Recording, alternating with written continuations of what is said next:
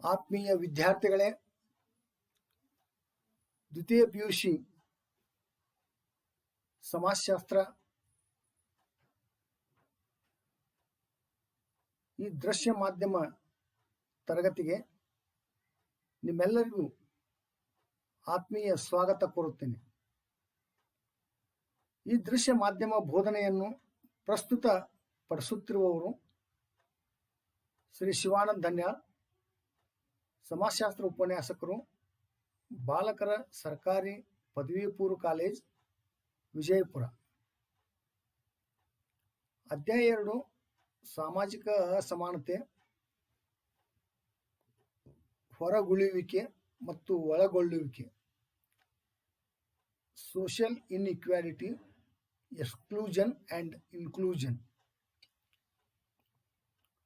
ವಿದ್ಯಾರ್ಥಿಗಳೇ, ಈ 2ನೇ ಅಧ್ಯಾಯವು ಇಲ್ಲಿ ಸುಮಾರು 18 ಅಂಕಗಳನ್ನು ನಿಮ್ಮ ಒಂದು ವಾರ್ಷಿಕ ಪರೀಕ್ಷೆಯಲ್ಲಿ ಕೇಳ್ತಾರೆ. ಅಂದರೆ 18 ಅಂಕಗಳು ಪ್ರಶ್ನೆಗಳು ಈ ಅಧ್ಯಾಯದ ಮೇಲೆ ಉದ್ಭವಿಸ್ತಾ ಇದ್ದಾವೆ. ಹಾಗಾದರೆ ಯಾವ್ಯಾವ ರೀತಿ ಪ್ರಶ್ನೆಗಳನ್ನು ಕೇಳಬಹುದು? ಬ್ಲೂ ಪ್ರಿಂಟಿನ ಪ್ರಕಾರ 1 ಮಾರ್ಕ್ಸಿಂದ 1, 2 ಮಾರ್ಕ್ಸಿಂದ 1, 5 ಮಾರ್ಕ್ಸಿಂದ 1, 10 ಮಾರ್ಕ್ಸಿಂದ 1, ಈ ಥರ ಸುಮಾರು 4 ಪ್ರಶ್ನೆಗಳು ಬೇರೆ ಬೇರೆ ಒಂದು ರೀತಿಯಲ್ಲಿ ಬರ್ತಾ ಇದ್ದಾವೆ. ಸುಮಾರು 18 ಅಂಕಗಳು ಇಲ್ಲಿ ನಿಮಗೆ ನಿಗದಿಪಡಿಸಲಾಗ್ತಾ ಇದೆ ಈ ಅಧ್ಯಾಯದ ಮೇಲೆ. ಹಾಗಾದರೆ ಈ ಅಧ್ಯಾಯವನ್ನು ನೀವು ಉತ್ತಮ ರೀತಿಯಲ್ಲಿ ಅಧ್ಯಯನ ಮಾಡಿ ಆ 18 ಅಂಕಗಳನ್ನು ಪಡೆದುಕೊಳ್ಳುವುದು ಬಹಳಷ್ಟು ಕಷ್ಟದ ಕೆಲಸ ಏನಲ್ಲ. ಯಾವಾಗ ಉತ್ತಮವಾದಂಥ ರೀತಿಯಲ್ಲಿ ನೀವು ಅದನ್ನು ಎಲ್ಲ ವಿಷಯವನ್ನು ಅರಿತುಕೊಂಡಾಗ. ವಿದ್ಯಾರ್ಥಿಗಳೇ, ಈ 2ನೇ ಅಧ್ಯಾಯವನ್ನು 3 ಭಾಗಗಳಾಗಿ ವಿಂಗಡಿಸಲಾಗಿದೆ. ಮೊದಲನೇ ಭಾಗವು ಅಸಮಾನತೆಯ ಪರಿಕಲ್ಪನೆ ಮತ್ತು ಅಸಮಾನತೆಗೆ ಕಾರಣವಾಗುವಂಥ ಅಂಶಗಳ ಬಗ್ಗೆ ಇರ್ತಕ್ಕಂಥದ್ದು. ಇಡೀ ಅಧ್ಯಾಯದ 2ನೇ ಭಾಗವು ಸಮಾಜದಲ್ಲಿನ ಅಸಮಾನತೆಗೆ ಈ ಅಂಶಗಳು ಹೇಗೆ ಕೊಡುಗೆ ನೀಡುತ್ತವೆ ಎಂಬುದರ ಬಗ್ಗೆ ಹೇಳುತ್ತದೆ ಮತ್ತು ಅಸಮಾನತೆಯು ಕೆಲವು ಸಮೂಹಗಳ ಜನರನ್ನು ಹೊರಗಿಡಲು ಹೇಗೆ ಕಾರಣವಾಗುತ್ತದೆ ಎಂಬುದರ ಬಗ್ಗೆ ತಿಳಿದುಕೊಳ್ಳುವುದಾಗಿದೆ. ಅದೇ ರೀತಿ ಈ ಅಧ್ಯಾಯದ 3ನೇ ಮತ್ತು ಅಂತಿಮ ಭಾಗವು ಒಳಗೊಳ್ಳುವಿಕೆಯ ಒಂದು ಬಗ್ಗೆ ಅಧ್ಯಯನ ಮಾಡುವಂಥದ್ದಾಗಿದೆ. ಕೆಲವೊಂದು ಹೊರಗಿಡಲಾದ ಗುಂಪುಗಳನ್ನು ವಿವಿಧ ಯೋಜನೆಗಳ ಮೂಲಕ ಮತ್ತು ವಿವಿಧ ನೀತಿಗಳ ಮೂಲಕ ಒಂದು ನಿರ್ದಿಷ್ಟ ಅವಧಿಯಲ್ಲಿ ಸಂಭವಿಸುವ ಬದಲಾವಣೆಗಳ ಮೂಲಕ ಮತ್ತೆ ಕರೆದೊಯ್ಯಲಾಗುತ್ತದೆ ಎಂಬುದರ ಬಗ್ಗೆ ತಿಳಿದುಕೊಳ್ಳುವುದಾಗಿದೆ. ಹೀಗೆ 3 ವಿಭಾಗಗಳಾಗಿ ನಾವು ಅಧ್ಯಯನ ಮಾಡುವಂಥವರಾಗಿದ್ದೇವೆ. ವಿದ್ಯಾರ್ಥಿಗಳೇ, ಈಗ ಈ ಅಧ್ಯಾಯದಲ್ಲಿ ಬರ್ತಕ್ಕಂಥ ಸಾಮಾಜಿಕ ಅಸಮಾನತೆ ಮತ್ತು ಹೊರಗುಳಿಯುವಿಕೆಯ ಅಂಶಗಳ ಬಗ್ಗೆ ತಿಳಿದುಕೊಳ್ಳೋಣ. ಸಾಮಾಜಿಕ ಅಸಮಾನತೆ ಅಂತಕ್ಕಂಥದ್ದು ಸಾಮಾಜಿಕ ಸಮಾನತೆಗೆ ವಿರುದ್ಧವಾದ ಪರಿಕಲ್ಪನೆಯಾಗಿದೆ ಅಂತ ಅನ್ಸಿಂದ ಹೇಳ್ಬೋದು. ಯಾಕಂತಂದ್ರೆ ಅಸಮಾನತೆ ಅಂತಕ್ಕಂಥದ್ದು ಎಲ್ಲೆಡೆಯೂ ಕೂಡ ತಾಂಡವಾಡ್ತಕ್ಕಂಥದ್ದು. ಎಲ್ಲಿ ನಾವು ಸಮಾಜವನ್ನು ಕಾಣ್ತಾ ಇದ್ವಿ ಆ ಎಲ್ಲಾ ಸಮಾಜಗಳಲ್ಲಿಯೂ ಕೂಡ ಬೇರೆ ಬೇರೆ ಬೇರೆ ಕ್ಷೇತ್ರಗಳಲ್ಲಿ ಅಸಮಾನತೆಯಿಂದ ಕೂಡಿರುವುದನ್ನು ಕಾಣ್ತಾ ಇದ್ವಿ. ಉದಾಹರಣೆಗಾಗಿ ಜನರು ಶ್ರೀಮಂತರಾಗಿದ್ದಾರೆ, ಜನರು ಬಡವರಾಗಿದ್ದಾರೆ, ಜನರು ವಿದ್ಯಾವಂತರಾಗಿದ್ದಾರೆ, ಜನರು ಅಶಿಕ್ಷಿತರಾಗಿದ್ದಾರೆ ಅಥವಾ ವಿದ್ಯಾವಂತರಾಗಿದ್ದಾರೆ. ಹೀಗೆ ಬೇರೆ ಬೇರೆ ಬೇರೆ ಕ್ಷೇತ್ರಗಳನ್ನು ನಾವು ಪರಿಗಣನೆಗೆ ತೆಗೆದುಕೊಂಡಾಗ ಆ ಎಲ್ಲಾ ಕ್ಷೇತ್ರಗಳಲ್ಲಿ ಅಸಮಾನತೆಯಿಂದ ಜನರು ಕೂಡಿರುವುದನ್ನು ಕಾಣ್ತಾ ಇದ್ವಿ. ಹಾಗಾಗಿ ಅಸಮಾನತೆಯು ಪ್ರತಿಯೊಂದು ಸಮಾಜದಲ್ಲಿ ನಮ್ಮ ಸುತ್ತಮುತ್ತಲಿನ ಒಂದು ಎಲ್ಲ ವ್ಯವಸ್ಥೆಗಳಲ್ಲಿ ಕಂಡು ಬರ್ತಕ್ಕಂಥದ್ದು ಅನ್ನೋದನ್ನು ನಾವು ಕಾಣ್ತಾ ಇದ್ದೀವಿ. ಹಾಗಾದರೆ ಜನರು ಯಾಕೆ ಸಮಾನರಾಗಿಲ್ಲ? ಅನ್ನೋದನ್ನು ನೋಡೋದಾದ್ರೆ ಪ್ರತಿಯೊಂದು ಸಮಾಜಕ್ಕೂ ಕೆಲವು ಸಂಪನ್ಮೂಲಗಳಿದ್ದಾವೆ. ಜನರು ಈ ಸಂಪನ್ಮೂಲಗಳಿಗೆ ಅಸಮಾನವಾಗಿರುತ್ತಾರೆ ಅಂತ ಕಾಣಬಹುದು. ಹಾಗಾಗಿ ಈ ಸಂಪನ್ಮೂಲಗಳು ಯಾವುವು? ಆ ಸಂಪನ್ಮೂಲಗಳು ಹಣ, ಅಧಿಕಾರ, ಆಸ್ತಿ, ಸಂಪತ್ತು, ಶಿಕ್ಷಣ, ಆರೋಗ್ಯ, ಸಾಮರ್ಥ್ಯ ಇತ್ಯಾದಿಗಳು. ಆದ್ದರಿಂದ ಮೂಲಭೂತವಾಗಿ ಅವು ಸಮಾಜದಲ್ಲಿ ನಾವು ಸಂಪನ್ಮೂಲಗಳ ಅವುಗಳನ್ನು ಕರೆಯುವ ಅನೇಕ ವಿಷಯಗಳಾಗಿದ್ದಾವೆ. ಹಾಗಾದ್ರೆ ಇಂಥ ಒಂದು ಸಂಪನ್ಮೂಲಗಳು ಪ್ರತಿಯೊಂದು ಸಮಾಜದಲ್ಲಿ ಕೆಲವರು ಮಾತ್ರ ಅವುಗಳಲ್ಲಿ ಶಿವಪಾಲವನ್ನು ಹೊಂದಿರ್ತಾ ಇದ್ದಾರೆ. ಅಂದ್ರೆ ಹಣ, ಆಸ್ತಿ, ಶಿಕ್ಷಣ, ಆರೋಗ್ಯ, ಅಧಿಕಾರ ಮುಂತಾದವುಗಳಲ್ಲಿ ಸಮಾಜದ ಕೆಲವು ಜನರು ಮಾತ್ರ ಶಿವಪಾಲನ ಪಡೆದಿರುತ್ತಾರೆ ಅಥವಾ ಹೊಂದಿರುತ್ತಾರೆ. ಈ ಸಾಮಾಜಿಕ ಸಂಪನ್ಮೂಲಗಳನ್ನು ಮುಖ್ಯವಾಗಿ 3 ರೀತಿಯಾಗಿ ಬಂಡವಾಳಗಳಾಗಿ ವಿಂಗಡಿಸಬಹುದು.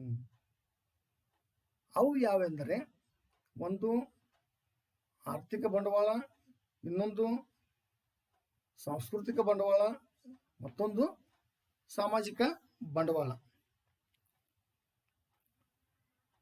ಹಾಗಾದ್ರೆ ಆರ್ಥಿಕ ಬಂಡವಾಳ ಏನೇನು ಒಳಗೊಂಡಿದೆ? ಆರ್ಥಿಕ ಬಂಡವಾಳವು ಭೌತಿಕ ಸ್ವತ್ತುಗಳನ್ನು ಮತ್ತು ಆದಾಯದ ರೂಪದಲ್ಲಿರ್ತಕ್ಕಂಥ ಮೂಲವನ್ನು ಒಳಗೊಂಡಿರ್ತಕ್ಕಂಥದ್ದು. ಜನರು ಇದರ ಆಧಾರದ ಮೇಲೆ ಅಸಮಾನತೆಯನ್ನು ಎದುರಿಸುವಂಥವರಾಗಿರ್ತಾ ಇದ್ದಾರೆ. ಉದಾಹರಣೆಗೆ, ಜನರು ಅಗರ್ಭ ಶ್ರೀಮಂತರಾಗಿದ್ದಾರೆ, ಬಹಳಷ್ಟು ಜನರು ಬಡವರಾಗಿದ್ದಾರೆ. ಜನರು ಸಂಪತ್ತು, ಆಸ್ತಿಯನ್ನು ಹೊಂದಿರುವಂಥವರಾಗಿದ್ದಾರೆ, ಹೆಚ್ಚಾಗಿ ಜನರು ಆಸ್ತಿ ಮತ್ತು ಸಂಪತ್ತಿನಿಂದ ವಂಚಿತರಾಗಿರ್ತಾ ಇದ್ದಾರೆ. ಈ ರೀತಿ ಆರ್ಥಿಕ ಬಂಡವಾಳವನ್ನು ಕಾಣ್ತಾ ಇದ್ದೀವಿ. ಅದೇ ರೀತಿ ಸಾಂಸ್ಕೃತಿಕ ಬಂಡವಾಳ. ಸಾಂಸ್ಕೃತಿಕ ಬಂಡವಾಳವು ಶೈಕ್ಷಣಿಕ ಅನರ್ಹತೆಗಳನ್ನು, ಅಂತಸ್ತು, ಸಂಪರ್ಕ ಜಾಲಗಳನ್ನು, ಒಂದು ಸ್ಥಾನಮಾನಗಳನ್ನು ಹೊಂದಿರ್ತಾ ಇದೆ, ಅಂದರೆ ಒಳಗೊಂಡಿರ್ತಾ ಇದೆ. ಹಾಗಾಗಿ ಇಲ್ಲಿಯೂ ಸಹ ಜನರು ಸಾಕಷ್ಟು ವಿದ್ಯಾವಂತರಾಗಿದ್ದಾರೆ, ಬಹಳಷ್ಟು ಕಡಿಮೆ ಜನರು ಆ ವಿದ್ಯೆಯಿಂದ ವಂಚಿತರಾದಂಥವರಾಗಿದ್ದಾರೆ. ಹೀಗಾಗಿ ಅವರವರ ಒಂದು ವಿದ್ಯೆ ಪಡ್ಕೊಂಡಿರ್ತಕ್ಕಂಥ ಒಂದು ಅನುಗುಣವಾಗಿ ಒಂದು ಸಾಮಾಜಿಕ ಸ್ಥಾನಮಾನಗಳನ್ನು ಪಡೆದುಕೊಳ್ಳುವಲ್ಲಿ ಯಶಸ್ಸಾಗ್ತಾ ಇದ್ದಾರೆ.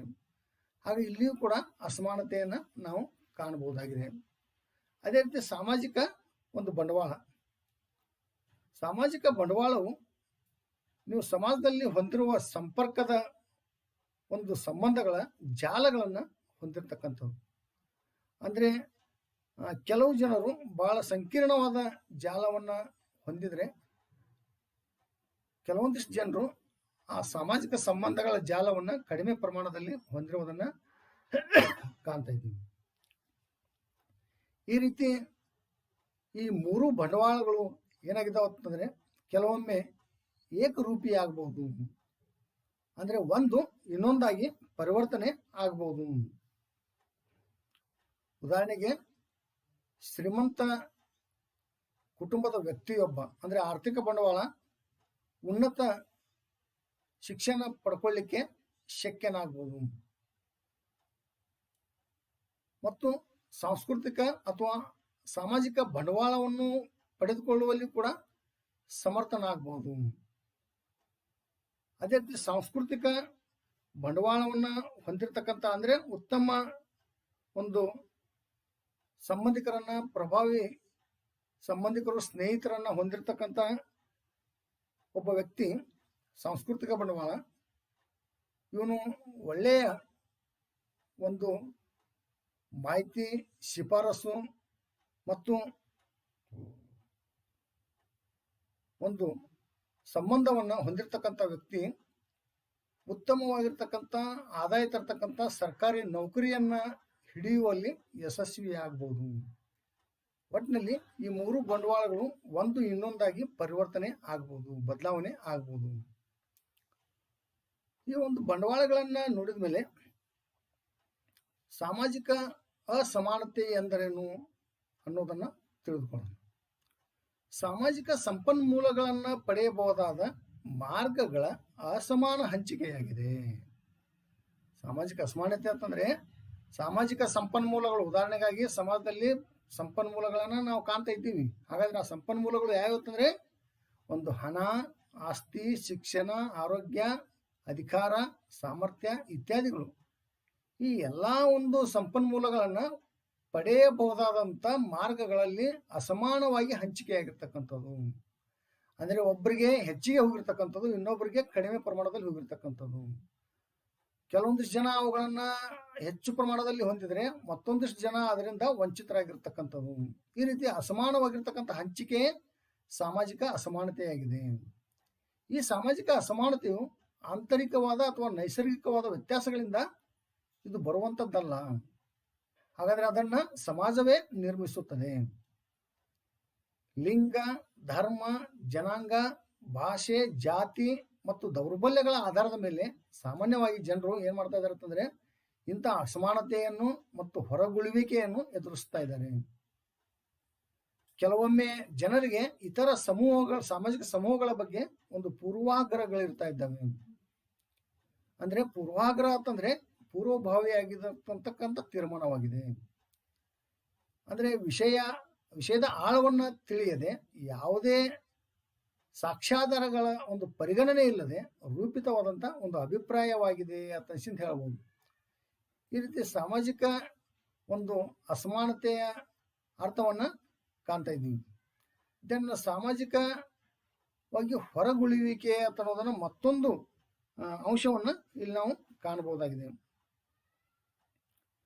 ಹಾಗಾದ್ರೆ ಸಾಮಾಜಿಕ ಹೊರಗುಳುವಿಕೆ ಅಂತಕ್ಕಂಥ ಒಂದು ಅಂಶವನ್ನ ಕಾಣ್ತಾ ಇದ್ದೀವಿ. ಅದರ ಅರ್ಥ ಏನು, ಅದು ಯಾಕೆ ಸಮಾಜದಲ್ಲಿ ಮತ್ತೆ ಈ ರೀತಿ ಇರ್ತಾ ಇದೆ ಅಂತ ಅನ್ನೋದನ್ನು ನೋಡೋದಾದ್ರೆ, ಸಾಮಾಜಿಕ ಹೊರಗುಳುವಿಕೆ ಅರ್ಥ ವ್ಯಕ್ತಿಗಳು ಸಮಾಜದಲ್ಲಿ ಸಂಪೂರ್ಣವಾಗಿ ತೊಡಗಿಸಿಕೊಳ್ಳುವುದನ್ನು ನಿರ್ಬಂಧಿಸುವ ಮಾರ್ಗಗಳನ್ನು ಅಥವಾ ವಿಧಾನಗಳನ್ನು ಸಾಮಾಜಿಕ ಹೊರಗುಳುವಿಕೆ ಎನ್ನುವರು. ವ್ಯಕ್ತಿಗಳು ಸಮಾಜದಲ್ಲಿ ತಮ್ಮನ್ನು ತಾವು ಸಂಪೂರ್ಣವಾಗಿ ತೊಡಗಿಸಿಕೊಳ್ಳುವಿಕೆಯನ್ನು ತಡೆಗಟ್ಟತಕ್ಕಂಥ ಮಾರ್ಗಗಳು, ಅಡೆಗಟ್ಟತಕ್ಕಂಥ ವಿಧಾನಗಳು, ಆ ವಿಧಾನಗಳೇ ಸಾಮಾಜಿಕ ಹೊರಗುಳುವಿಕೆ. ಒಟ್ಟು ಜನಸಮೂಹದ ಬಹುಸಂಖ್ಯಾತರಿಗೆ ಮುಕ್ತವಾಗಿ ದೊರೆಯುವ ಒಂದು ಅವಕಾಶಗಳು ಕೆಲ ವ್ಯಕ್ತಿಗಳಿಗೆ ಅಥವಾ ಸಮೂಹಗಳಿಗೆ ದೊರೆಯದಂತೆ ಅಥವಾ ಸಿಗದಂತೆ ಮಾಡುವ ಪ್ರಯತ್ನಕ್ಕೆ ಸಾಮಾಜಿಕ ಹೊರಗುಳುವಿಕೆ ಎನ್ನುತ್ತಾರೆ ಅಂತ ಹೇಳ್ಬೋದು. ಅಂದ್ರೆ ಕೆಲವೊಂದಿಷ್ಟು ಸಮೂಹಗಳಿಗೆ, ಕೆಲವು ವ್ಯಕ್ತಿಗಳಿಗೆ ಆ ಏನು ಬಹುಸಂಖ್ಯಾತರು ಪಡೆದುಕೊಳ್ತಾ ಇದ್ದಾರೆ ಎಲ್ಲ ಅವಕಾಶಗಳು, ಅಂತ ಅವಕಾಶಗಳು ಇಂಥ ಒಂದು ಸಮೂಹಗಳಿಗೆ ಸಿಗಬಾರ್ದಂತೆ ನೋಡ್ಕೊಳ್ತಕ್ಕಂಥದ್ದು, ಒಂದು ಅಡ್ಡಿಪಡಿಸ್ತಕ್ಕಂಥ ಪ್ರಯತ್ನವನ್ನ ಮಾಡ್ತಕ್ಕಂಥದ್ದು. ಅದಕ್ಕೆ ಒಂದು ಸಾಮಾಜಿಕ ಹೊರಗುಳುವಿಕೆ ಅಂತ ನಡಬಹುದು. ಉದಾಹರಣೆಗಾಗಿ ಸಾಮಾಜಿಕವಾಗಿ ಹೊರಗುಳಿದವರು ಸಾಮಾಜಿಕ ಒಂದು ಸಮಾಜದಲ್ಲಿ ಕೆಲವೊಂದಿಷ್ಟು ಚಟುವಟಿಕೆಗಳಲ್ಲಿ ಭಾಗವಹಿಸಿದಂತೆ ಅವರನ್ನ ತಡೆಗಟ್ಟತಕ್ಕಂಥದ್ದು. ಅದೇ ರೀತಿ ರಾಜಕೀಯ ಒಂದು ರಂಗದಲ್ಲಿ ಪ್ರವೇಶವನ್ನ ಮಾಡಲಿಕ್ಕೆ ಅಡೆತಡೆಗಳನ್ನ ಒಡ್ತಕ್ಕಂಥದ್ದು. ಹೀಗೆ ಬೇರೆ ಬೇರೆ ಒಟ್ಟಿನಲ್ಲಿ ಬೇರೆ ಬೇರೆ ಬೇರೆ ಕ್ಷೇತ್ರಗಳಲ್ಲಿ ಕೆಲವೊಂದಿಷ್ಟು ಸಮೂಹದವರಿಗೆ, ಕೆಲವೊಂದು ವ್ಯಕ್ತಿಗಳಿಗೆ ಆ ಭಾಗವಹಿಸುವಂತೆ ತಡೆಗಟ್ಟತಕ್ಕಂಥ ಒಂದು ಪ್ರಯತ್ನವಾಗುವಂಥದ್ದಾಗಿದೆ. ಅವಕಾಶಗಳು ದೊರೆಯದಂತೆ ಅವರಿಗೆ ಮಾಡತಕ್ಕಂಥ ಒಂದು ಪ್ರಯತ್ನವಾಗಿದೆ ಅಂತ ಹೇಳ್ಬೋದು.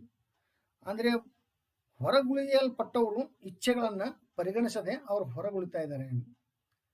ಅಂದ್ರೆ ಇವರು ಒಂದು ದೀರ್ಘಕಾಲೀನ ಒಂದು ತೀವ್ರ ಸ್ವರೂಪದ ಸಾಮಾಜಿಕ ತಾರತಮ್ಯವನ್ನ ಮತ್ತು ಹೊರಗುಳುವಿಕೆಯನ್ನ ಎದುರಿಸಿರುವ ಸಮೂಹಗಳು ಅಂತ ಹೇಳ್ಬೋದು.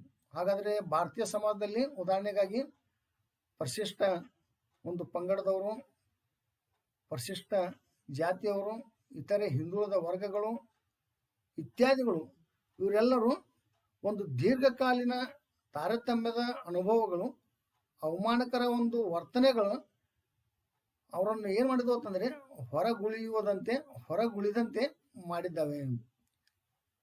ಈ ರೀತಿ ಈ ಅಧ್ಯಾಯದಲ್ಲಿ ಈ ಮೂರು ಸಮೂಹಗಳ ಬಗ್ಗೆ ಸುದೀರ್ಘವಾಗಿ ನಾವು ಅಧ್ಯಯನ ಮಾಡಬೇಕಾಗ್ತಾ ಇದೆ. ಹೀಗೆ ನಾವು ಸಾಮಾಜಿಕ ಅಸಮಾನತೆ ಮತ್ತು ಸಾಮಾಜಿಕ ಹೊರಗುಳಿಯುವಿಕೆ ಅನ್ನೋದನ್ನು ತಿಳ್ಕೊಂಡ್ಮೇಲೆ ಜಾತಿ ಆಧಾರಿತವಾದ ಹೊರಗುಳಿಯುವಿಕೆ, ಎಕ್ಸ್ಕ್ಲೂಷನ್ ಬೇಸ್ಡ್ ಆನ್ ಕಾಸ್ಟ್, ಅಂದ್ರೆ ಜಾತಿ ವ್ಯವಸ್ಥೆಗೆ ಸಂಬಂಧಪಟ್ಟಾಗೆ ಈ ಜಾತಿ, ಅವಿಭಕ್ತ ಕುಟುಂಬ, ಗ್ರಾಮೀಣ ಸಮುದಾಯವು ಭಾರತೀಯ ಸಮಾಜದ ಮೂರು ಮುಖ್ಯ ಆಧಾರ ಸ್ತಂಭಗಳಾಗಿದ್ದಾವೆ. ಅಂದ್ರೆ ಈ ಮೂರು ಆಧಾರ ಸ್ತಂಭಗಳು ಇಲ್ಲದೆ ಭಾರತೀಯ ಸಮಾಜವನ್ನು ನಾವು ಕಲ್ಪನೆ ಮಾಡಿಕೊಳ್ಳುವುದು ಕೂಡ ಸಾಧ್ಯವಿಲ್ಲ. ಹಾಗಾದ್ರೆ ಈ ಮೂರು ಪ್ರಮುಖವಾದಂಥ ಪಾತ್ರವನ್ನು ವಹಿಸ್ತಾ ಇದ್ದೇವೆ. ಭಾರತೀಯ ಸಮಾಜವೇ ನಿಂತಿರುವುದು ಈ ಮೂರು ಅಂಶಗಳ ಆಧಾರದ ಮೇಲೆ. ಹಾಗಾಗಿ ಇವು ವ್ಯಕ್ತಿಗಳ ಒಂದು ವೃತ್ತಿ, ಆಹಾರ, ಉಡುಪು, ಚಿಂತನೆ, ವಿವಾಹ ಇತ್ಯಾದಿಗಳನ್ನು ಪ್ರಭಾವಿಸುತ್ತವೆ. ಜಾತಿಯು ಸರ್ವವ್ಯಾಪಕವಾದ ಮತ್ತು ಆಳವಾಗಿ ಬೇರೂರಿದ ಒಂದು ಸಾಮಾಜಿಕ ಸಂಸ್ಥೆಯಾಗಿದೆ ಸಮಾಜದಲ್ಲಿ. ಹಾಗಾದ್ರೆ ಈ ಜಾತಿ ಅಂತಕ್ಕಂಥ ಪದ ಹೇಗೆ ಉತ್ಪತ್ತಿ ಆಯಿತು, ಹೇಗೆ ಹೊರಹೊಮ್ಮಿತು? ಜಾತಿ ಎಂಬ ಕನ್ನಡ ಪದ ಕಾಸ್ಟ್ ಎಂಬ ಆಂಗ್ಲ ಪದಕ್ಕೆ ಸಮಾನವಾದಂಥ ಪದವಾಗಿದೆ. ಕಾಸ್ಟ್ ಎಂಬ ಪದವು ಸ್ಪ್ಯಾನಿಷ್ ಅಥವಾ ಪೋರ್ಚುಗೀಸ್ ಭಾಷೆಗಳ ಕಾಸ್ಟಾ ಎಂಬ ಪದದಿಂದ ಬಂದಿದೆ ಅಥವಾ ಉತ್ಪತ್ತಿಯಾಗಿದೆ. ಕಾಸ್ಟಾ ಎಂಬ ಪದದ ಅರ್ಥ ಏನು ತಿಳಿಸ್ತಾ ಇದೆ ಅಂತಂದ್ರೆ ತಳಿ ಅಥವಾ ಜನಾಂಗ ಅಥವಾ ಆನುವಂಶೀಯ ಗುಣಗಳನ್ನು ಸೂಚಿಸುತ್ತದೆ. ಅಂದ್ರೆ ಸಾಂಪ್ರದಾಯಿಕವಾಗಿ ಆನುವಂಶಿಕವಾಗಿ ಬರ್ತಕ್ಕಂಥ ಗುಣಗಳನ್ನು ತಿಳಿಸ್ತಾ ಇದೆ. ತಂದೆಯಿಂದ ಮಗನಿಗೆ, ಮಗನಿಂದ ಮೊಮ್ಮಗನಿಗೆ. ಉದಾಹರಣೆಗಾಗಿ ವೃತ್ತಿಗೆ ಸಂಬಂಧಪಟ್ಟಾಗೆ ಅಜ್ಜ ಏನು ವೃತ್ತಿ ಮಾಡ್ತಾ ಇದ್ದ, ಅವನ ಮಗನು ಕೂಡ ಅದನ್ನೇ ಮಾಡ್ತಾನೆ, ಆ ಮೊಮ್ಮಗನು ಕೂಡ ಅದೇ ವೃತ್ತಿಯನ್ನ ಪಾಲಿಸ್ಕೊಂಡು ಹೋಗ್ತಕ್ಕಂಥವ್ರು. ಈ ರೀತಿ ಆನುವಂಶಿಕವಾದಂಥ ಒಂದು ಗುಣಗಳನ್ನ ಇದು ಸೂಚಿಸ್ತಾ ಇದೆ. ಯಾವುದು? ಕಾಸ್ಟಾ ಅಂತಕ್ಕಂಥ ಸ್ಪ್ಯಾನಿಷ್ ಅಥವಾ ಪೋರ್ಚುಗೀಸ್ ಪದ. ಈ ರೀತಿ ಜಾತಿ ಆಧಾರಿತವಾಗಿರ್ತಕ್ಕಂಥ ಒಂದು ಅಂಶದ ಬಗ್ಗೆ ತಿಳ್ಕೊಂಡ್ಮೇಲೆ, ಅಂದ್ರೆ ಜಾತಿ ಎಂಬ ಪದ ಹೇಗೆ ಉತ್ಪತ್ತಿ ಆಯಿತು ಅಂತ ಅನ್ನೋದನ್ನು ತಿಳ್ಕೊಂಡ್ಮೇಲೆ ಜಾತಿಯ ಒಂದು ವ್ಯಾಖ್ಯೆಗಳನ್ನ ತಿಳಿದುಕೊಳ್ಳೋಣ. ಜಾತಿಯನ್ನ ವಿವಿಧ ಸಮಾಜಶಾಸ್ತ್ರಜ್ಞರುಗಳು ತಮ್ಮದೇ ಆದಂಥ ರೀತಿಯಲ್ಲಿ ವ್ಯಾಖ್ಯಾನಿಸಿರುವುದನ್ನು ನಾವು ಗಮನಿಸಬಹುದು. ಅದರಲ್ಲಿ ಮೊದಲನೇದಾಗಿ ಹರ್ಬರ್ಟ್ ರಿಜ್ಲೆವ್ ತಮ್ಮ ಪೀಪಲ್ ಆಫ್ ಇಂಡಿಯಾ ಎಂಬ ಕೃತಿಯಲ್ಲಿ ಜಾತಿಯು ಸಾಮಾನ್ಯ ಹೆಸರು, ಪುರಾಣ ಪುರುಷನೊಬ್ಬನ ಮೂಲ ಉಳ್ಳ ವಂಶಾವಳಿಯ ಆಧಾರ, ಒಂದೇ ವೃತ್ತಿಯನ್ನ ಕೈಗೊಳ್ಳುವ ಏಕರೂಪಿ ಸಮುದಾಯವಾಗಿದೆ. ಬಹಳಷ್ಟು ಸ್ಪಷ್ಟ ಇದ್ದಾರೆ. ಪ್ರತಿಯೊಂದು ಜಾತಿಗೂ ಕೂಡ ಒಂದು ಹೆಸರಿದೆ. ಆ ಜಾತಿಗೆ ಒಬ್ಬ ಮೂಲ ಪುರುಷನಿದ್ದಾನೆ. ಆ ಜಾತಿಯವರು ಒಂದೇ ರೀತಿಯಾದಂಥ ಒಂದು ವೃತ್ತಿಯನ್ನು ಕೈಗೊಳ್ಳತಕ್ಕಂಥ ಒಂದು ಪದ್ಧತಿ ಇದೆ. ಒಂದೇ ರೀತಿಯಾಗಿರ್ತಕ್ಕಂಥ ಸಮುದಾಯವಾಗಿದೆ. ಈ ರೀತಿಯಾದಂಥ ವಾಕ್ಯವನ್ನು ಹರ್ಬರ್ಟ್ ರಿಜ್ಲೆ ಅವರು ಕೊಟ್ಟಿರ್ತಕ್ಕಂಥದ್ದು. ಎರಡನೇದಾಗಿ ಎಸ್ ವಿ ಖೇತ್ಕರ್ ಅವರು ತಮ್ಮ the history of cost in India ಅಂತಕ್ಕಂಥ ಕೃತಿಯಲ್ಲಿ ಜಾತಿಯು 2 ಲಕ್ಷಣಗಳನ್ನ ಹೊಂದಿರತಕ್ಕಂಥ ಒಂದು ಸಮೂಹವಾಗಿದೆ. ಹಾಗಾದ್ರೆ ಆ 2 ಲಕ್ಷಣಗಳು ಯಾವುವು? ಒಂದು, ಸದಸ್ಯತ್ವವು ಹುಟ್ಟಿನಿಂದ ಬರುತ್ತದೆ. 2, ಸದಸ್ಯರು ತಮ್ಮ ಸಮೂಹದ ಹೊರಗಡೆ ವಿವಾಹವಾಗಬಾರದೆಂಬ ನಿಯಮವಿದೆ. ಅಂದ್ರೆ ಒಳಬಾಂಧವ್ಯವನ್ನ ಆಚರಣೆ ಮಾಡಬೇಕು. ಇದು 2ನೇ ಲಕ್ಷಣ.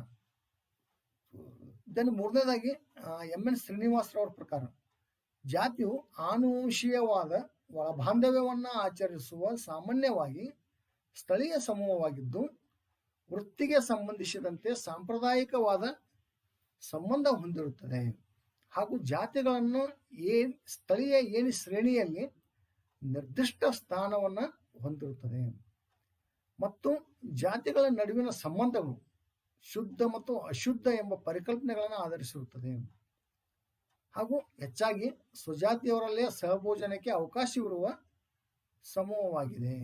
ನೋಡ್ರಿ, ಬಹಳಷ್ಟು ಲಕ್ಷಣಗಳು, ಜಾತಿಯ ಲಕ್ಷಣಗಳನ್ನ ಈ ವ್ಯಾಖ್ಯಾನದಲ್ಲಿ ನಾವು ಕಾಣಬಹುದು. ಜಾತಿಯು ಹೆಂಗಿದೆ ಅಂತಂದ್ರೆ ಆನುವಂಶೀಯವಾಗಿದೆ. ಜಾತಿಯು ಯಾವ ರೀತಿ ಇದೆ ಅಂತಂದ್ರೆ ಒಳಬಾಂಧವ್ಯ ವಿವಾಹವನ್ನು ಆಚರಿಸುವ ಒಂದು ಸಮೂಹವಾಗಿದೆ ಅಂತ ಹೇಳ್ಬೋದು.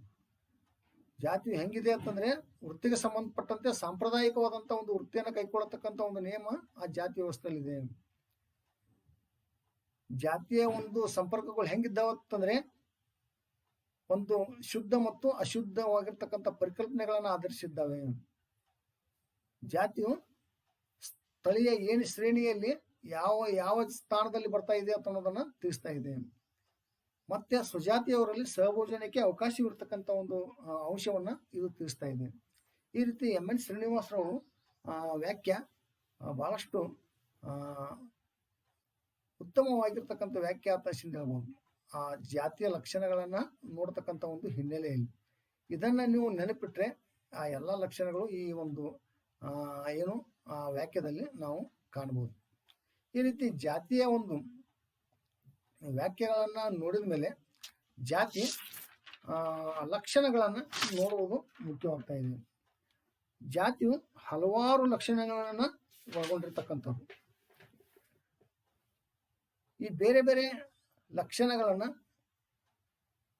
Doctor GS. ಗುರೆ ಅವರು ಕೊಟ್ಟಿರ್ತಕ್ಕಂಥದ್ದು. ಅಂದ್ರೆ ಜಾತಿಯ ಒಂದು ಲಕ್ಷಣಗಳನ್ನು ಡಾಕ್ಟರ್ ಜಿ.ಎಸ್. ಗುರೆ ಅವರು ತಮ್ಮ the caste and race in India ಅಂತಕ್ಕಂಥ ಒಂದು ಕೃತಿಯಲ್ಲಿ ಸುಮಾರು 6 ಲಕ್ಷಣಗಳನ್ನು ಈ ಕೆಳಗಿನಂತೆ ವಿವರಿಸಿದ್ದಾರೆ. Doctor GS. ಗುರೆ ಅವರು ಏನಾಗಿದ್ದಾರೆ ಅಂತಂದ್ರೆ ಒಬ್ಬ ಪ್ರಸಿದ್ಧ ಸಮಾಜಶಾಸ್ತ್ರಜ್ಞನಾಗಿದ್ದಾರೆ. ಅದ್ರ ಜೊತೆಗೆ ಅವರು ಭಾರತೀಯ ಸಮಾಜಶಾಸ್ತ್ರದ ಪಿತಾಮಹರೆನಿಸಿಕೊಂಡಿದ್ದಾರೆ.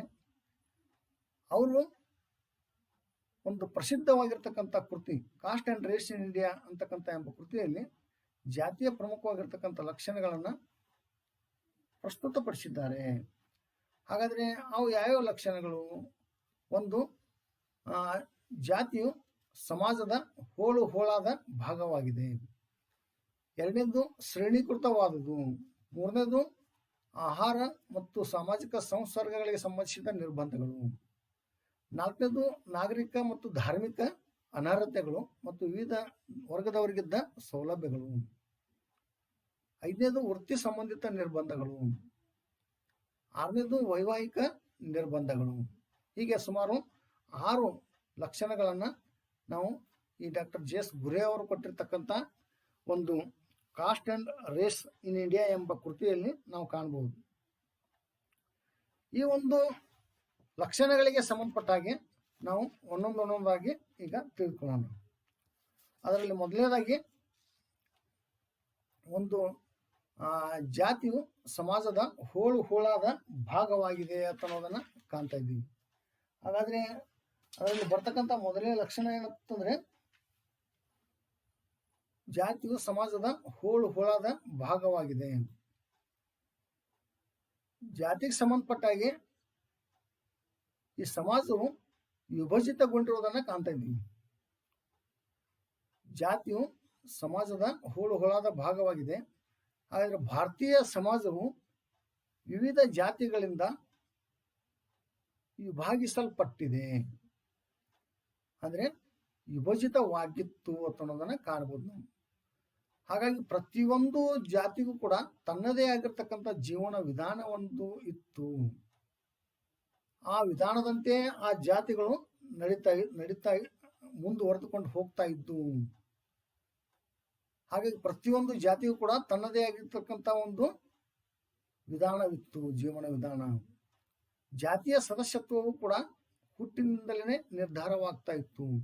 ಆಗ್ಲೇ ನಾವು ಇದರಲ್ಲಿ ನೋಡಿದ್ವಿ ಒಂದು ವ್ಯಾಖ್ಯದಲ್ಲಿ, ಕೇತ್ಕರ್ ಅವರ ವ್ಯಾಖ್ಯದಲ್ಲಿ, ಸದಸ್ಯತ್ವವು ಹುಟ್ಟಿನಿಂದ ನಿರ್ಧಾರವಾಗುತ್ತದೆ. ಹಾಗಾಗಿ ಜಾತಿಯ ಒಂದು ವ್ಯವಸ್ಥೆಯಲ್ಲಿ ಯಾವ ಸದಸ್ಯ ಯಾವ ಜಾತಿಯಲ್ಲಿ ಹುಟ್ಟುತ್ತಾ ಇದ್ದಾನೆ ಆ ಜಾತಿಯ ಸದಸ್ಯತ್ವವನ್ನು ಪಡ್ಕೋತಾ ಇದ್ದಾನೆ. ಹಾಗಾಗಿ ಜಾತಿಯ ಸದಸ್ಯತ್ವ ಅದ್ಲಿ ಬದ್ಲಿ ಮಾಡ್ಕೊಳ್ಳಿಕ್ಕೆ ಆಗಂಗಿಲ್ಲ, ಸಾಧ್ಯ ಇಲ್ಲ. ಹಾಗಾಗಿ ಜಾತಿಯ ಸದಸ್ಯತ್ವ ಹುಟ್ಟಿನಿಂದಲೇ ನಿರ್ಧಾರವಾಗ್ತಾ ಇದೆ ಮತ್ತು ಆ ವ್ಯಕ್ತಿಯ ಜಾತಿ ಸಂಬಂಧಿತ ಸಾಮಾಜಿಕ ಅಂತಸ್ತು ಸ್ಥಾನಮಾನಗಳು ಕೂಡ ಏನಾಗ್ತಾ ಇದ್ದಾವೆ ಅಂತಂದ್ರೆ ಹುಟ್ಟಿನಿಂದಲೇ ಪಡೆದುಕೊಳ್ತಾ ಇದ್ದಾನೆ. ಯಾವ ಜಾತಿಯಲ್ಲಿ ವ್ಯಕ್ತಿ ಹುಟ್ಟುತ್ತಾ ಇದ್ದಾನೆ ಆ ಜಾತಿಯ ಒಂದು ಸಾಮಾಜಿಕ ಸ್ಥಾನಮಾನಗಳನ್ನ ಅಂತಸ್ತುಗಳನ್ನ ಪಡೆದುಕೊಳ್ಳಿಕ್ಕೆ ಸಾಧ್ಯವಾಗ್ತಾ ಇದೆ. ಹಾಗಾಗಿ ಪ್ರತಿಯೊಂದು ಜಾತಿಯೂ ಕೂಡ ತನ್ನದೇ ಆಗಿರ್ತಕ್ಕಂಥ ಜಾತಿ ಪಂಚಾಯಿತಿಗಳನ್ನ ಹೊಂದಿರ್ತಾ ಇದೆ. ಹಾಗಾದ್ರೆ ಜಾತಿ ಪಂಚಾಯಿತಿಗಳು ಅಂದ್ರೆ ಏನು? ಜಾತಿ ಪಂಚಾಯಿತಿ ಅಂತಂದ್ರೆ ಆ ಜಾತಿಯ ಸದಸ್ಯರು ಅಂದರೆ ಹಿರಿಯ ಸದಸ್ಯರನ್ನು ಒಳಗೊಂಡ 5 ಜನರ ಒಂದು ಸಮಿತಿ.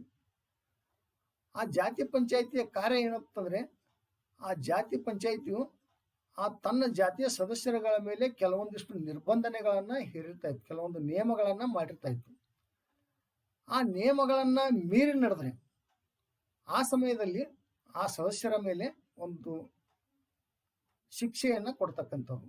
ಯಾವ ರೀತಿ ಒಂದು ನಿಯಮಗಳನ್ನು ಉಲ್ಲಂಘನೆ ಮಾಡ್ತಾರೆ, ಆ ನಿಯಮಗಳ ಸ್ವರೂಪಕ್ಕೆ ಅನುಗುಣವಾಗಿ, ಉಲ್ಲಂಘನೆಯ ಅನುಗುಣವಾಗಿ ಆ ಒಂದು ಶಿಕ್ಷೆ ಅವರಿಗೆ ಒಂದು ನೀಡ್ತಾ ಇದ್ರು ಅನ್ನೋದನ್ನ ಕಾಣಬಹುದು. ಉದಾಹರಣೆಗಾಗಿ ಒಂದು ಜಾತಿ ಪಂಚಾಯಿತಿಗಳು ಒಂದು ಸಾಮಾಜಿಕ ಸಂಪರ್ಕಗಳಿಗೆ ಸಂಬಂಧಪಟ್ಟಂತೆ, ವಿವಾಹಕ್ಕೆ ಸಂಬಂಧಪಟ್ಟಂತೆ, ಸಹಭೋಜನಕ್ಕೆ ಸಂಬಂಧಪಟ್ಟಂತೆ, ವೃತ್ತಿಗೆ ಸಂಬಂಧಿಸಿದಂತೆ ನಿರ್ಬಂಧನೆಗಳನ್ನ ವಿಧಿಸ್ತಾ ಇದ್ರು.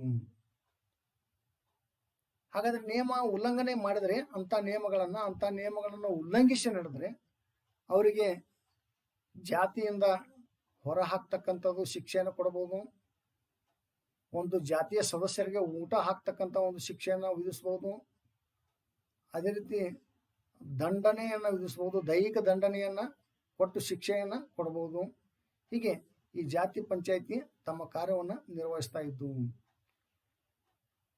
ವಿವಿಧ ಜಾತಿಗಳ ನಡುವೆ ಸಾಂಸ್ಕೃತಿಕ ಅಂತರವಿದ್ದುದರಿಂದಾಗಿ ಸಮಾಜವು ಏನಾಗಿತ್ತು ಅಂತಂದ್ರೆ ವಿವಿಧ ಭಾಗಗಳಾಗಿ ವಿಭಜಿತವಾಗಿತ್ತು. ವಿವಿಧ ಜಾತಿಗಳಿಗೆ ಸಂಬಂಧಿಸಿದಂತೆ ವರ್ತನಾ ಮಾದರಿಗಳು ಭಿನ್ನವಾಗಿರುತ್ತಾ ಇದ್ದವು.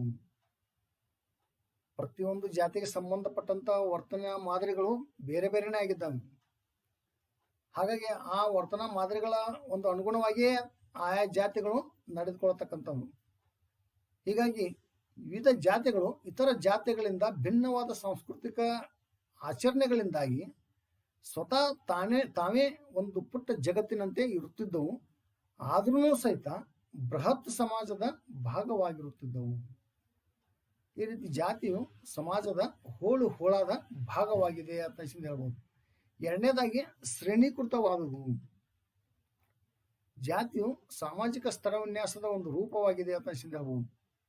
ಇಡೀ ಸಮಾಜವು ಮೇಲು ಕೀಳು, ಶ್ರೇಷ್ಠ ಕನಿಷ್ಠ, ಮಡಿ ಮೈಲಿಗೆ, ಪವಿತ್ರ ಅಪವಿತ್ರ ಮುಂತಾದವುಗಳ ಆಧಾರದ ಮೇಲೆ ವಿವಿಧ ಜಾತಿಗಳನ್ನು ಶ್ರೇಣೀಕರಿಸಿದ ಒಂದು ವ್ಯವಸ್ಥೆಯಾಗಿ ವಿಭಜನೆಗೊಂಡಿತ್ತು ಅನ್ನೋದನ್ನು ಕಾಣಬಹುದು ನಾವು. ಈ 7 ಶ್ರೇಣಿಯಲ್ಲಿ ಮೇಲಿನ ಒಂದು ಸ್ತರದಲ್ಲಿ ಬ್ರಾಹ್ಮಣರು ಕಂಡು ಬಂದರೆ ಕೆಳಗಿನ ಒಂದು ಸ್ತರದಲ್ಲಿ ಅಸ್ಪೃಶ್ಯರಿದ್ರು. ಹಾಗಾಗಿ ಅಸ್ಪೃಶ್ಯರು ಈ ಹಲವಾರು ನಿರ್ಬಂಧನೆಗಳಿಗೆ ಒಳಗಾಗಿದ್ರು ಅನ್ನೋದನ್ನ ಕಾಣ್ತಾ ಇದ್ದೀವಿ.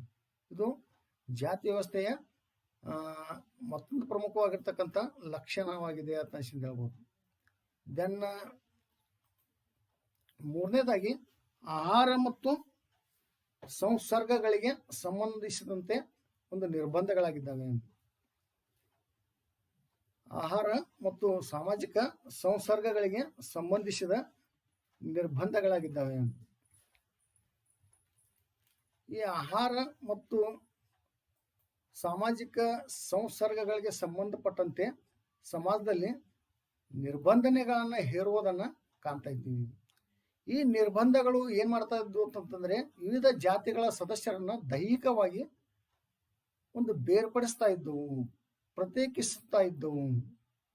ಹಾಗಾದ್ರೆ ಈ ಆಹಾರಕ್ಕೆ ಸಂಬಂಧಪಟ್ಟ ಹಾಗೆ ಯಾರು ಯಾವ ಜಾತಿಯವರಿಂದ ಯಾವ ಬಗೆಯ ಆಹಾರವನ್ನು ಸ್ವೀಕರಿಸಬಹುದು, ಯಾವ ಜಾತಿಯವರಿಂದ ಯಾವ ಆಹಾರವನ್ನು ಸ್ವೀಕರಿಸಬಾರದು ಎಂಬುದಕ್ಕೆ ಸಂಬಂಧಿಸಿದಂತೆ ಒಂದು ಆಹಾರ ಸಂಬಂಧಿತ ನಿರ್ಬಂಧನೆಗಳನ್ನ ಹೇರ್ತಾ ಇದ್ರು. ಒಂದು ಕಾಲದಲ್ಲಿ ಆಹಾರಕ್ಕೆ ಸಂಬಂಧಪಟ್ಟಂತೆ ಒಂದು ನಿರ್ಬಂಧಗಳು ಕಠೋರವಾದಂತ ಒಂದು ಇದಕ್ಕೆ ಹೋಗಿದ್ದು ಅನ್ನೋದನ್ನ ಕಾಣ್ತಾ ಇದ್ವಿ. ಹಾಗಾದ್ರೆ ಆಹಾರ ಪದ್ಧತಿಯಲ್ಲಿ 2 ಪ್ರಕಾರವನ್ನು ಕಾಣ್ತಾ ಇದ್ವಿ ನಾವು. ಒಂದು ಕಚ್ಚಾ ಆಹಾರ, ಇನ್ನೊಂದು ಪಕ್ಕಾ ಆಹಾರ. ಕಚ್ಚಾ ಆಹಾರ ನೀರಿನಿಂದ ತಯಾರಿಸಿದರೆ ಪಕ್ಕಾ ಆಹಾರ ಹಾಲು ತುಪ್ಪದಿಂದ ತಯಾರಿಸಿರ್ತಕ್ಕಂಥದ್ದು. ಹಾಗೆ ಕಚ್ಚಾ ಆಹಾರವನ್ನ ಕೆಳಜಾತಿಯವರು ಸ್ವೀಕರಿಸ್ತಿದ್ರೆ ಪಕ್ಕಾ ಆಹಾರವನ್ನ ಮೇಲಿನ ಜಾತಿಯ ಜನರು ಸ್ವೀಕರಿಸ್ತಾ ಇದ್ರು. ಮೇಲಿನ ಜಾತಿಯ ಜನರು ಆಹಾರವನ್ನು ಒಂದು ತಯಾರಿಸಿರ್ತಕ್ಕಂಥ ಆಹಾರವನ್ನು ಕೆಳಜಾತಿಯವರು ಸ್ವೀಕರಿಸಬಹುದಾಗಿತ್ತು. ಆದ್ರೆ ಕೆಳಜಾತಿಯ ಜನರು ತಯಾರಿಸಿರ್ತಕ್ಕಂಥ ಕಚ್ಚಾ ಆಹಾರವನ್ನು ಮೇಲ್ಜಾತಿಯ ಜನರು ಸ್ವೀಕರಿಸಬಾರದು ಅಂತಕ್ಕಂಥ ನಿಯಮ ಇತ್ತು. ಈ ರೀತಿ ಈ ಒಂದು ಆಹಾರಕ್ಕೆ ಸಂಬಂಧಪಟ್ಟಂತ ಒಂದು ನಿರ್ಬಂಧವನ್ನ ಒಂದು ಕಡೆ ಕಂಡ್ರೆ, ಮತ್ತೊಂದು ಕಡೆ ಸಾಮಾಜಿಕ ಸಂಸರ್ಗಗಳಿಗೆ ಸಂಬಂಧಿಸಿರ್ತಕ್ಕಂಥ ನಿರ್ಬಂಧಗಳನ್ನ ಕಾಣ್ತಾ ಇದ್ದೀವಿ. ಅಂದ್ರೆ ಕೆಳಜಾತಿಯ ಜನರು ಏನೋ ಒಂದು ಅವರ ಒಂದು ವೃತ್ತಿಗಳಾಗಿದ್ದು ಎಂತಂದ್ರೆ, ಈಗ ಮಲಬಾರಿನಲ್ಲಿ ಒಂದು ಚಪ್ಪಲಿಯನ್ನ ತಯಾರಿಸ್ತಾ ಇದ್ರು ಕೆಳಜಾತಿಯವರು. ಆ ಕೆಳಜಾತಿಯವರು ತಯಾರಿಸಿರ್ತಕ್ಕಂಥ ಚಪ್ಪಲಿಗಳನ್ನೇ ಧರಿಸಲಿಕ್ಕೆ ಅವಕಾಶ ಇರಲಿಲ್ಲ. ಅವರಿಗೆ ಮಠ ಮಂದಿರಗಳಿಗೆ ಹೋಗ್ಲಿಕ್ಕೆ ಅವಕಾಶ ಇರಲಿಲ್ಲ, ಪೂಜಾ ಸ್ಥಳಗಳಲ್ಲಿ ಭಾಗವಹಿಸಲಿಕ್ಕೆ ಅವಕಾಶ ಇರಲಿಲ್ಲ, ಛತ್ರ ಚಾಮರಗಳಿಗೆ ಒಂದು ಭಾಗವಹಿಸುವಲ್ಲಿ ಅವಕಾಶ ಇರಲಿಲ್ಲ, ಬಂಗಾರದ ಆಭರಣಗಳನ್ನ ತೊಡತಕ್ಕಂಥ ಒಂದು ವ್ಯವಸ್ಥೆಯಲ್ಲಿ ಕೂಡ ಅವರಿಗೆ ಅವಕಾಶ ಇರಲಿಲ್ಲ. ಹೀಗೆ ವಿವಿಧ ಸಾಮಾಜಿಕ ಸಂಸರ್ಗಗಳಿಗೆ ಸಂಬಂಧಿಸಿದಂತೆ ಕೆಲವೊಂದು ನಿರ್ಬಂಧನೆಗಳನ್ನ ಹೇರಿರುವುದನ್ನ ನಾವು ಕಾಣ್ತಾ ಇದ್ದೀವಿ. ಈ ರೀತಿ ಜಾತಿ ವ್ಯವಸ್ಥೆಯ ಮತ್ತೊಂದು ಪ್ರಮುಖವಾಗಿರ್ತಕ್ಕಂಥ ಲಕ್ಷಣ ಯಾವುದಂದ್ರೆ, ಅದು ಆಹಾರ ಮತ್ತು ಸಾಮಾಜಿಕ ಸಂಸರ್ಗಗಳಿಗೆ ಅಥವಾ ಸಂಪರ್ಕಗಳಿಗೆ ಸಂಬಂಧಿಸಿದ ನಿರ್ಬಂಧಗಳಾಗಿದ್ದಾವೆ ಅಂತ ಹೇಳ್ಬೋದು. ಇದನ್ನು ನಾಲ್ಕನೇದಾಗಿ ನಾಗರಿಕ ಮತ್ತು ಧಾರ್ಮಿಕ ಅನರ್ಹತೆಗಳು ಮತ್ತು ವಿವಿಧ ವರ್ಗದವರಿಗಿದ್ದ ಸೌಲಭ್ಯಗಳು. ಈ ಒಂದು ಲಕ್ಷಣದಲ್ಲಿ ವಿವಿಧ ಜಾತಿ ಸಮೂಹಗಳನ್ನ ಪ್ರತ್ಯೇಕಿಸುವ ಮತ್ತು ಕೆಲ ಜಾತಿ ಸಮೂಹಗಳಿಗೆ ವಿಶೇಷ ಸೌಲಭ್ಯಗಳನ್ನು ನೀಡುವ ಹಾಗೂ ಕೆಲವು ಜಾತಿಯ ಒಂದು ಸಮೂಹಗಳ ಮೇಲೆ ಕೆಲವು ನಾಗರಿಕ ಮತ್ತು ಧಾರ್ಮಿಕ ಅನರ್ಹತೆಗಳನ್ನು ವಿಧಿಸುವುದು ಕೂಡ ಸಾಮಾನ್ಯ ಆಚರಣೆಯಾಗಿತ್ತು ಅನ್ನೋದನ್ನು ಕಾಣಬಹುದು. ಸಾಮಾನ್ಯವಾಗಿ ಅಸ್ಪೃಶ್ಯರು ಊರ ಹೊರಗೆ ವಾಸಿಸಬೇಕಾಗಿತ್ತು. ಊರಿನ ಕೆಲ ಭಾಗಗಳಲ್ಲಿ ಅವರಿಗೆ ಪ್ರವೇಶ ನಿಷಿದ್ಧವಾಗಿತ್ತು. ಉದಾಹರಣೆಗಾಗಿ ಸಾರ್ವಜನಿಕ ಶೌಚಾಲಯ ಆಗಿರ್ಬೋದು, ಸಾರ್ವಜನಿಕ ಬಾವಿಗಳಾಗಿರ್ಬೋದು, ಹೋಟೆಲ್ಗಳಾಗಿರ್ಬೋದು, ಸಾರ್ವಜನಿಕ ರಸ್ತೆ ಆಗಿರ್ಬೋದು ಇತ್ಯಾದಿಗಳನ್ನ ಮುಕ್ತವಾಗಿ ಅವರು ಬಳಸುವಂತಿರಲಿಲ್ಲ. ಅವ್ರ ಮೇಲೆ ನಿರ್ಬಂಧನೆಗಳಿದ್ದವು. ಈ ರೀತಿ ನಾಗರಿಕ ಮತ್ತು ಧಾರ್ಮಿಕ ಅನರ್ಹತೆಗಳನ್ನ ಕಾಣ್ತಾ ಇದ್ವಿ. ಮತ್ತೆ ಕೆಲವೊಂದಿಷ್ಟು ಜನರಿಗೆ ಒಂದು ವಿಶೇಷ ಸೌಲಭ್ಯಗಳಿದ್ದವು. ಧಾರ್ಮಿಕ ಅನರ್ಹತೆ ಅಂತಂದ್ರೆ, ಒಂದು ಧಾರ್ಮಿಕ ಕ್ರಿಯಾವಿಧಿಗಳನ್ನ ಮಾಡಲಿಕ್ಕೆ, ಆಚರಣೆಗಳನ್ನ ನೆರವೇರಿಸಲಿಕ್ಕೆ ಅಸ್ಪೃಶ್ಯರಿಗೆ ಅವಕಾಶಗಳನ್ನು ನಿಷೇಧ ಮಾಡಲಾಗಿತ್ತು. ಗುಡಿ ಗುಂಡಾರಗಳಿಗೆ ಹೋಗ್ಲಿಕ್ಕೆ, ಪೂಜೆ ಪುನಸ್ಕಾರಗಳನ್ನು ನೆರವೇರಿಸಲಿಕ್ಕೆ ಕೂಡ ಒಂದು ಅವಕಾಶಗಳು ಇರಲಿಲ್ಲ. ವೇದಾಧ್ಯಯನ, ಒಂದು ಪುರಾಣ ಹೇಳುವುದು, ಬೋಧನೆ ಮಾಡ್ತಕ್ಕಂಥದ್ದು, ಇದಕ್ಕೂ ಕೂಡ ಸಂಬಂಧಿಸಿದಂತೆ ನಿರ್ಬಂಧಗಳನ್ನು ಧಾರ್ಮಿಕವಾಗಿ ಕಾಣ್ತಾ ಇದ್ದೀವಿ. ಹಾಗಾದ್ರೆ ಇನ್ನೊಂದಷ್ಟು ಉಳಿದಂಥ ಜನರಿಗೆ ವಿಶೇಷವಾದಂಥ ಸೌಲಭ್ಯಗಳು ಇದ್ದವು. ಈ ರೀತಿ ನಾಗರಿಕ ಮತ್ತು ಧಾರ್ಮಿಕ ಅನರ್ಹತೆಗಳು ಮತ್ತು ವಿವಿಧ ಒಂದು ವರ್ಗದವರಿಗೆ ಇರ್ತಕ್ಕಂಥ ಒಂದು ಸೌಲಭ್ಯಗಳು ಅನ್ನೋದನ್ನ ಕಾಣ್ತಾ ಇದ್ವಿ. ಇದನ್ನ ಐದನೇದಾಗಿ ಒಂದು ವೃತ್ತಿ ಸಂಬಂಧಿತ ನಿರ್ಬಂಧಗಳು. ಈ ಜಾತಿ ವ್ಯವಸ್ಥೆಯ ಲಕ್ಷಣಗಳಲ್ಲಿ ಒಂದು ಪ್ರಮುಖವಾಗಿರ್ತಕ್ಕಂಥ ಲಕ್ಷಣ ಯಾವುದಂತಂದ್ರೆ ವೃತ್ತಿ ಸಂಬಂಧಿತ ನಿರ್ಬಂಧಗಳಾಗಿದ್ದಾವೆ. ಡಾಕ್ಟರ್ GS ಗುರಿ ಅವರು ಹೇಳುವಂತೆ ಪ್ರತಿಯೊಂದು ಜಾತಿಯು ಸಾಂಪ್ರದಾಯಿಕವಾಗಿ ವೃತ್ತಿಯೊಂದನ್ನ ಅವಲಂಬಿಸಿತ್ತು. ಅಂದ್ರೆ ಆನುವಂಶಿಕವಾಗಿ ಏನ ಬಂದಂತ ವೃತ್ತಿ ಇತ್ತು, ಅದನ್ನ ಅವಲಂಬಿಸಿತ್ತು. ಸಮಾಜದಲ್ಲಿ ತಲಾಂತರವಾಗಿ ಆ ವೃತ್ತಿಯನ್ನ ಕೈಕೊಳ್ಳುತ್ತಾ ಬಂದಿದ್ರು, ಆ ವೃತ್ತಿಯನ್ನೇ ಮುಂದುವರಿಸಿಕೊಂಡ ಹೋಗ್ತಕ್ಕಂಥ ಒಂದು ನಿರ್ಬಂಧ ಇತ್ತು. ವೃತ್ತಿಯೊಂದರ ತಾಂತ್ರಿಕ ಕೌಶಲ್ಯಗಳು ವಂಶ ಪಾರಂಪರಿಕವಾಗಿ ವರ್ಗಾವಣೆ ಆಗ್ತಾ ಇದ್ವು. ಅಂದ್ರೆ ಅಜ್ಜನಿಂದ ಮಗನಿಗೆ, ಮಗನಿಂದ ಮೊಮ್ಮಗನಿಗೆ, ಹೀಗೆ ವಂಶ ಪಾರಂಪರಿಕವಾಗಿ ಒಬ್ಬರಿಂದ ಇನ್ನೊಬ್ಬರಿಗೆ ವರ್ಗಾವಣೆ ಆಗ್ತಾನೆ ಹೋಗ್ತಾ ಇದ್ವು. ವೃತ್ತಿಗಳನ್ನು ಶುದ್ಧ ಮತ್ತು ಅಶುದ್ಧ ಎಂದು ಪರಿಗಣಿಸಲಾಗಿತ್ತು. ಉದಾಹರಣೆಗೆ ಚಪ್ಪಲಿ ತಯಾರಿಸುವುದು, ಎಣ್ಣೆ ತೆಗೆಯುವುದು, ಶುಚಿತ್ವದ ಕೆಲಸಗಳು, ಚರ್ಮದ ಸಂಸ್ಕರಣೆ, ಬಟ್ಟೆ ತೊಳೆಯುವುದು, ಕ್ಷೌರ ಮಾಡುವುದು, ಕುಂಬಾರಿಕೆ, ಕಂಬಾರಿಕೆ ಮುಂತಾದವುಗಳಿಗೆ ಏನಿತ್ತಂದ್ರೆ ಸಾಮಾಜಿಕ ಮನ್ನಣೆ ಇರಲಿಲ್ಲ, ಸಾಮಾಜಿಕ ಮಹತ್ವ ಇರಲಿಲ್ಲ. ಅದೇ ರೀತಿ ಪೌರಾಹಿತ್ಯ, ಬೋಧನೆ ಕೆಲಸಗಳನ್ನ ಪವಿತ್ರವತ್ತನಿಸಿಂದ ಪರಿಗಣಿಸಲಾಗಿದ್ದರಿಂದಾಗಿ ಅವುಗಳಿಗೆ ಸಾಮಾಜಿಕ ಮಹತ್ವ ಇತ್ತು, ಮನ್ನಣೆ ಇತ್ತು. ವೃತ್ತಿಯು ವಂಶ ಪಾರಂಪರಿಕವಾಗಿದ್ದು ಜಾತಿ ವ್ಯವಸ್ಥೆಯಲ್ಲಿ ಒಂದು ವೈಯಕ್ತಿಕ ಪ್ರತಿಭೆ ಆಗಿರ್ಬೋದು, ಒಂದು ಒಲವು ಆಸಕ್ತಿಗಳಾಗಿರ್ಬೋದು, ಸಾಧನೆಗಳಾಗಿರ್ಬೋದು ಇತ್ಯಾದಿಗಳನ್ನ ಅಷ್ಟೊಂದು ಪರಿಗಣಿಸಲಾಗ್ತಾ ಇರಲಿಲ್ಲ. ಆದರೆ ಕೃಷಿ, ವ್ಯಾಪಾರ ಮತ್ತು ಕೃಷಿ ಕಾರ್ಮಿಕರ ವೃತ್ತಿಗಳು ಎಲ್ಲ ಒಂದು ಕ್ಷೇತ್ರಗಳಲ್ಲಿ ಎಲ್ಲ ಒಂದು ಜಾತಿಗಳಿಗೂ ಕೂಡ ಆ ಒಂದು ಕ್ಷೇತ್ರಗಳು ಮುಕ್ತವಾಗಿದ್ದವು. ಜಾತಿ ವ್ಯವಸ್ಥೆಯಲ್ಲಿ ವ್ಯಕ್ತಿಯೊಬ್ಬ ಹುಟ್ಟಿದ ತಕ್ಷಣವೇ ಅವನು ಮುಂದೆ ಯಾವ ಒಂದು ವೃತ್ತಿ ಕೈಗೊಳ್ಳಬೇಕು ಅಂತಕ್ಕಂಥದ್ದು ಪೂರ್ವ ನಿರ್ಧಾರವಾಗ್ತಾ ಇತ್ತು. ಉದಾಹರಣೆಗಾಗಿ ಒಂದು ಕ್ಷೌರ ಮಾಡ್ತಕ್ಕಂಥ ಜಾತಿಯಲ್ಲಿ ಹುಟ್ಟಿದ ವ್ಯಕ್ತಿ, ಹಾಗಾದ್ರೆ ಆ ವ್ಯಕ್ತಿ ಕ್ಷೌರಿಕನಾಗೆ ಮುಂದುವರಿಬೇಕಾಗ್ತಾ ಇದೆ. ಕುಂಬಾರರ ಜಾತಿಯಲ್ಲಿ ಹುಟ್ಟದ ಕುಂಬಾರಿಕೆಯನ್ನು ಮಾಡ್ಕೊಂತಾನೆ ಅವ ಮುಂದುವರಿಬೇಕಾಗ್ತಾ ಇದೆ. ಈ ರೀತಿಯಾಗಿರ್ತಕ್ಕಂಥ ಒಂದು ಸಾಂಪ್ರದಾಯಿಕವಾದಂಥ ಒಂದು ವೃತ್ತಿಯನ್ನು ಕೈಗೊಳ್ಳತಕ್ಕಂಥ ವ್ಯವಸ್ಥೆ ಹುಟ್ಟಿದ ತಕ್ಷಣವೇ ಅದನ್ನು ನಿರ್ಧಾರವಾಗುವುದನ್ನು ಕಾಣ್ತಾ ಇದ್ದೀವಿ. ಈ ವೃತ್ತಿ ಸಂಬಂಧಿತ ನಿರ್ಬಂಧಗಳು ಇದು ಜಾತಿ ವ್ಯವಸ್ಥೆಯ ಮತ್ತೊಂದು ಲಕ್ಷಣವಾಗಿದೆ. ದೆನ್ ಕೊನೆಯದು ವೈವಾಹಿಕ ನಿರ್ಬಂಧಗಳು. ಪ್ರತಿಯೊಂದು ಜಾತಿಗೂ ಸಹಭೋಜನ, ಅಂತರ್ಕ್ರಿಯೆ ಹಾಗೂ ವೃತ್ತಿಗಳಿಗೆ ಸಂಬಂಧಿಸಿದಂತೆ ನಿರ್ಬಂಧಗಳನ್ನು ಹೇರುವುದರ ಮೂಲಕ ತನ್ನ ಶ್ರೇಣಿ ಮತ್ತು ಅಂತಸ್ತು ಕಾಯ್ದುಕೊಂಡು ವೈವಾಹಿಕ ನಿರ್ಬಂಧಗಳನ್ನು ವಿಧಿಸಲಾಗ್ತಾ ಇತ್ತು. ಏನಾಗಿದೆ, ಅಂತರ್ಜಾತೀಯ ವಿವಾಹಗಳು ಇಲ್ಲಿ ನಿಷಿದ್ಧವಾಗಿದ್ದವು. ಸ್ವಜಾತಿಯವರನ್ನೇ ವಿವಾಹವಾಗ್ತಕ್ಕಂಥ ಒಂದು ಒಳಬಾಂಧವ್ಯ ನಿಯಮವನ್ನು ಕಡ್ಡಾಯವಾಗಿ ಪಾಲನೆ ಮಾಡಬೇಕಾಗಿತ್ತು. ಹಾಗಾಗಿ ಜಾತಿಯು ಒಳಬಾಂಧವ್ಯದ ಸಮೂಹವಾಗಿದೆ. ಒಳಬಾಂಧವ್ಯವು ಜಾತಿಯ ಒಂದು ಆಧಾರವಾಗಿದೆ. ಪ್ರತಿಯೊಂದು ಜಾತಿಯು ಕೆಲವು ಉಪಜಾತಿಗಳನ್ನು ಹೊಂದಿದ್ದು ಈ ಉಪಜಾತಿಗಳು ಕೂಡ ಒಳಬಾಂಧವ್ಯ ನಿಯಮವನ್ನು ಪಾಲಿಸ್ತಾ ಇದ್ದವು. ಅಂದ್ರೆ ಯಾವ ಜಾತಿಯವರಿದ್ದಾರೆ ಆ ಜಾತಿಯವರ ಒಂದು ಸೀಮಿತವಾದಂಥ ಚೌಕಟ್ಟಿನಲ್ಲೇ ಒಂದು ವಧುವರರನ್ನ ಆಯ್ಕೆ ಮಾಡಿ ವಿವಾಹವಾಗ್ತಕ್ಕಂಥ ಒಂದು ನಿಯಮ. ಉದಾಹರಣೆಗಾಗಿ ಈಗ ಬ್ರಾಹ್ಮಣರ ಒಂದು ಜಾತಿ ಉಪಜಾತಿಗಳಲ್ಲೇ ಕನ್ಯೆ ವಧುವರನ್ನ ಆಯ್ಕೆ ಮಾಡಿಕೊಂಡು ಒಂದು ಮದುವೆ ಆಗ್ತಕ್ಕಂಥದ್ದು, ವಿವಾಹವಾಗ್ತಕ್ಕಂಥದ್ದು. ಅದೇ ಬೇರೆ ಜಾತಿಯವರಲ್ಲಿ ಅದೇ ಒಂದು ಪ್ರಕಾರ. ಈ ರೀತಿ ಒಂದು ಒಳಬಾಂಧವ್ಯದ ನಿಯಮವನ್ನು ಕಡ್ಡಾಯವಾಗಿ ಪಾಲನೆ ಮಾಡಬೇಕಾಗಿತ್ತು. ಹೀಗೆ ಜಾತಿ ವ್ಯವಸ್ಥೆಯ ಒಂದು ಪ್ರಮುಖವಾಗಿರ್ತಕ್ಕಂಥ ಲಕ್ಷಣಗಳನ್ನು ಸುಮಾರು 6 ಅಂಶಗಳಲ್ಲಿ ಕಾಣ್ತಾ ಇದ್ದೀವಿ. ಇವುಗಳನ್ನು ಡಾಕ್ಟರ್ JS ಗುರೆ ಅವರು ತಮ್ಮ the cost and race in India ಅಂತಕ್ಕಂಥ ಕೃತಿಯಲ್ಲಿ ಇವುಗಳನ್ನು ವಿವರಿಸಿರ್ತಕ್ಕಂಥದ್ದು.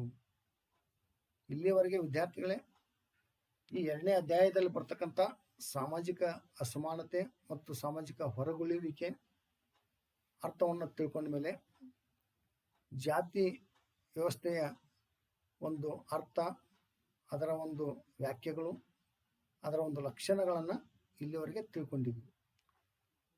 ಇನ್ನು ಮುಂದಿನ ಅಧ್ಯಾಯದಲ್ಲಿ ಜಾತಿಯ ಒಂದು ವ್ಯವಸ್ಥೆಯಲ್ಲಿ ಯಾವ ರೀತಿ ಬದಲಾವಣೆಯಾಗಿದೆ ಅನ್ನೋದನ್ನು ಮುಂದಿನ ಅವಧಿಯಲ್ಲಿ ತಿಳಿದುಕೊಳ್ಳೋಣ. ಧನ್ಯವಾದಗಳು ವಿದ್ಯಾರ್ಥಿಗಳು.